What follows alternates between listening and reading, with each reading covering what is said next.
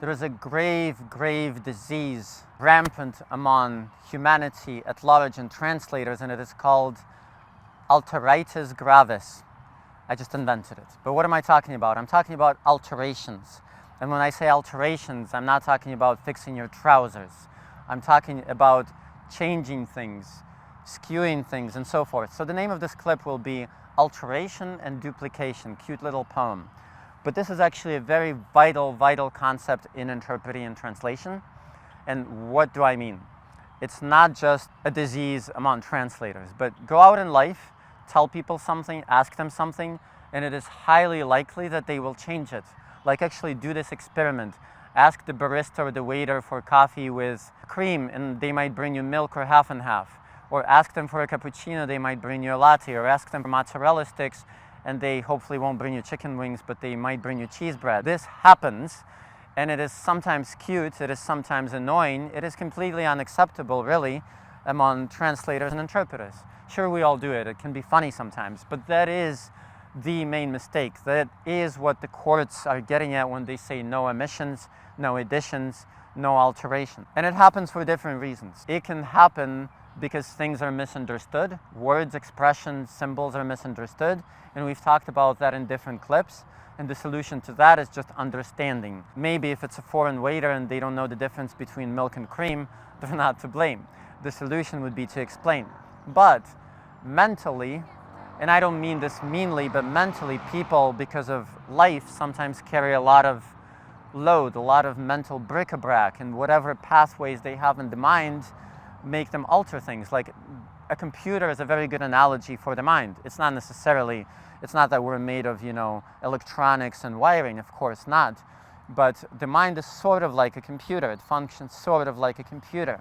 And a computer, if it's old and slow and replete with malware or viruses, it will work badly, it will skew things and so forth. So what is the other side of it and what is the fix? The other side is a concept that I consider the most important concept in interpreting and translation, and it's called duplication. Every field has usually one, sometimes several, but really important datum. Like in running, that datum is gravity and using the force of gravity to fall forward. I wish I could show you, but I'm supposed to stand on this little cross and, not move too much.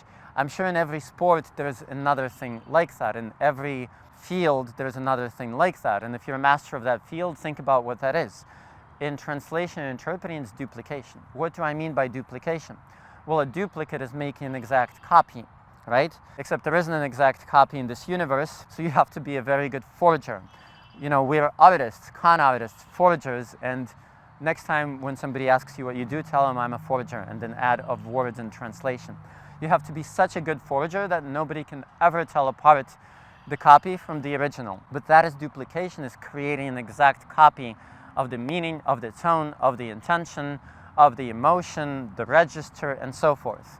And there are ways to practice it. Interpreting in itself and translation in itself gets us to practice it because it's sort of within our codes and understood that we have to stay true to the original, we have to stay true to the author. Sometimes it's just a discipline. Like I've had interpreters change something and I say, why did you change it? And they said, well, I thought it would sound fun or cute. And that's just like a no-no, right? That's a point of discipline. There are other exercises that enhance this ability, which sort of go beyond this clip. And you can write me and I can tell you. But these were the two theoretical things to remember, and just knowing about them will help you avoid them. One, that people are sometimes prone to alteration in life, but that in translation we should not be. And two, that the positive side of it is duplication, that we're duplicating or copying or recreating, if you will, that sounds more artistic, whatever the author or the speaker had to say. That is our goal, and all our artistic and technical skills should be directed at it. And go ahead and actually do this little experiment. By the way, that's a very good test for hiring an assistant or hiring an employee. Ask them when they're in your office or whatever to get you a blue pen. And if they get you a pink pen or anything but a blue pen, then I would probably raise my eyebrows. But this is not about HR. The call to action would be keep this in mind in the next translation and interpretation job that you do, and actually practice it. Practice like giving an instruction and making sure it's followed. or receiving an instruction and following it exactly. It does not make you a robot or a slave. It is a skill that is very useful in translation interpreting.